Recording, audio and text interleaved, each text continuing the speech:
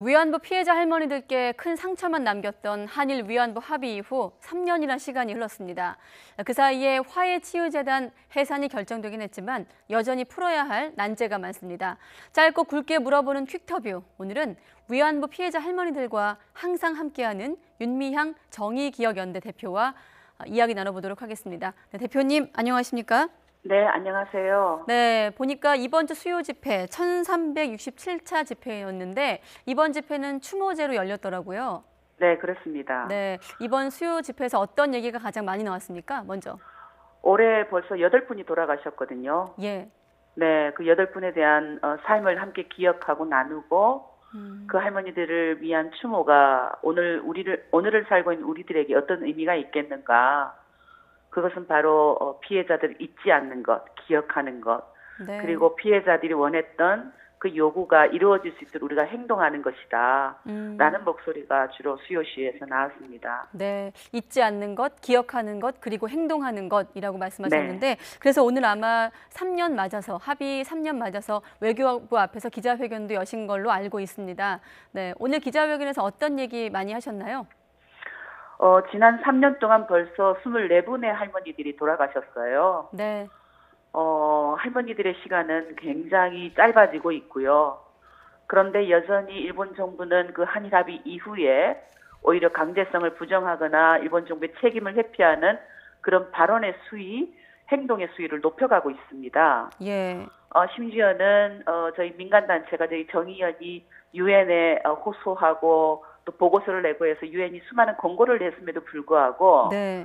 일본 정부는 그것을 부정한다라든가 대신에 또 한국 정부는 오히려 침묵으로 위안부 문제에 대해서 혹시 잊어버린 건 아닌가, 외교가 실종된 것은 아닌가 하는 그런 우려를 가지게 하는 일들이 계속 반복되고 있기 때문에 예. 오늘 저희들이 기자회견을 통해서 그런 현실을 다시 한번 규탄하고 국민들에게 알리는 그런 기자회견을 개최했어요. 네, 말씀하신 유엔 인권기구의 권고라는 것은 결국 피해자 중심주의에 근거한 해법 아니겠습니까? 네, 그렇습니다. 네, 그러면 지금 상황에서 우리 현재 정부도 피해자 중심적으로 물론 이제 화해치유재단은 해산이 됐습니다만은 여전히 그 부분에 대해서는 해결에 노력을 기울이지 않다고 보시는 건가요? 네, 그렇죠. 왜냐하면 올해만 해도 벌써 3월 달에 유엔 여성차별철폐위원회, 네. 8월에는 인종차별철폐위원회, 11월에는 강제실종위원회 등이 결의를 채택하거나 권고를 진행했어요. 그 권고의 내용은 주로 2015 한일합의는 해결이 아니었다. 양국 정부는 피해자들의 인권 회복을 위한 모든 조치를 취하라.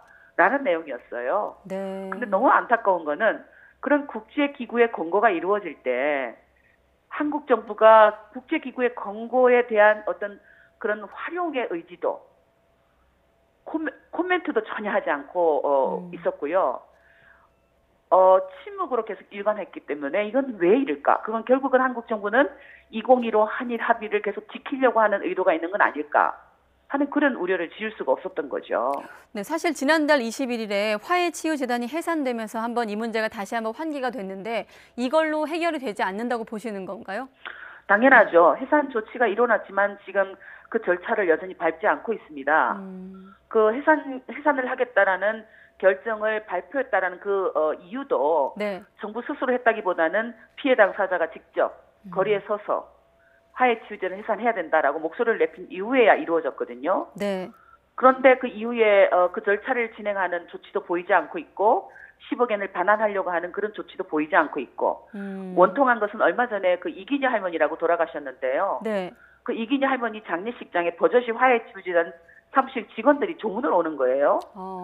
해산 결정을 했음에도 불구하고 여전히 사무실은 그 10억 엔에서 운영비를 쓰고 있고 인건비를 쓰고 있는 현실 어떻게 우리가 믿을 수 있겠어요? 해산 결정만 났지 실제로 해산 절차나 이런 것들을 밟지 않고 있다는 말씀이시군요. 네, 그렇습니다. 우리가 보기엔 그렇습니다. 네, 그 사실 정부 그때 해산 결정 났을 때도 이 10억 엔 돈을 이 출연금을 어떻게 하느냐가 관건이었는데 여전히 이 부분에 대한 어떤 정부에서의 어떤 대책이랄까 답이 온 게 없는 상황이고요.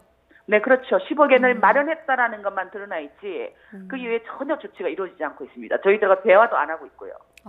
혹시 연대 측에서는 어떤 식으로 돌려줘야 할 어떤 보관을 갖고 있는 게 있으신가요?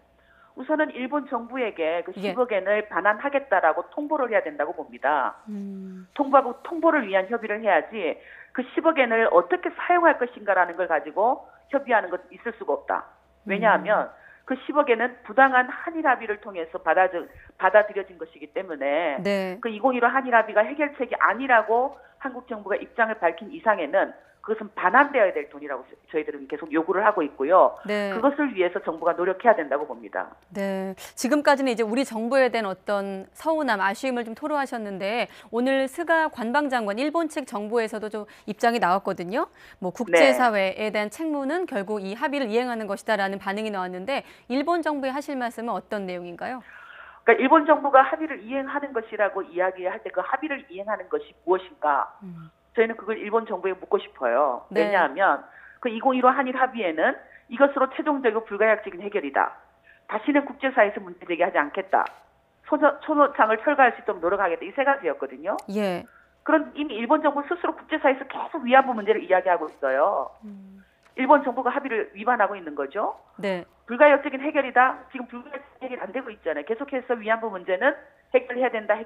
국제사회에서도 일본 정부에서도 피해자들도 요구하고 있는 것이고요.